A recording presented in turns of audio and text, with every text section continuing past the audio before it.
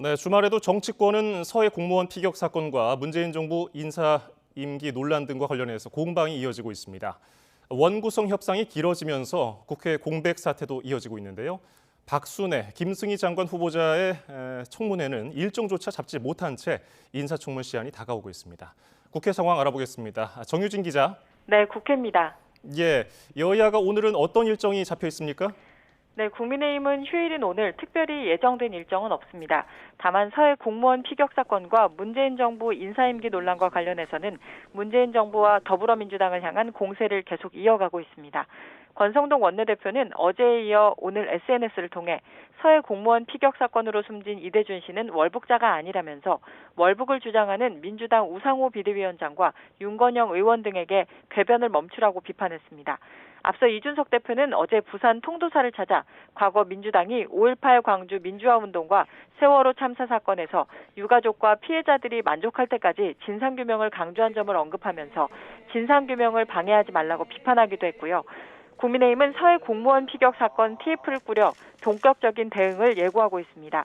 이와 함께 국민의힘은 문재인 정부 인사 논란과 관련해서는 새 정부 철학과 국정과제에 동의하는 사람과 일하는 게 대통령제 속성이라며 조직적으로 사직서 제출을 강요한 이른바 블랙리스트 사건과는 선을 긋고 있습니다. 더불어민주당은 오늘 우상호 비상대책위원장의 정례 기자간담회가 예정돼 있습니다. 먼저 산업부 블랙리스트 의혹 사건 수사를 정치보복으로 규정한 만큼 정부 여당을 향한 강도 높은 비판이 제기될 것으로 보이고요. 서해 피격 사건과 관련해서도 북한을 굴복시킨 일이라고 주장했던 만큼 우상호 위원장이 추가 입장을 밝힐 것으로 전망됩니다. 당내 쟁점이 되고 있는 여러 현안도 관심입니다. 오는 8월 전당대회를 앞두고 신경전이 이어지고 있는 대의원과 권리당원 반영 비율 등 전당대회 규칙이 어떻게 조정되는지도 쟁점입니다. 앞서 이재명 의원은 어제 정당 주인은 당원이라며 당원 의사가 제대로 관철되는 게 중요하다고 강조하기도 했습니다. 예, 송 기자가 방금 언급한 것처럼 여야 원구성은 아직도 공백 상태인데요. 장관 후보자 인사청문 시한이 다가왔죠? 네, 국회 공백이 20일 넘게 이어지면서 지난 13일 김창기 국세청장 후보자는 청문회를 거치지 않고 임명이 강행되기도 했는데요.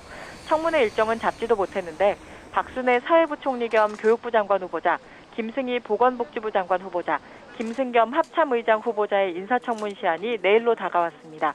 인사청문회법에 따르면 국회는 임명동의안을 받은 날부터 20일 안에 청문을 마쳐야 하는데 대통령실은 청문 보고서 재송부 요청 여부를 모레인 21일쯤 결정하겠다고 밝혔습니다.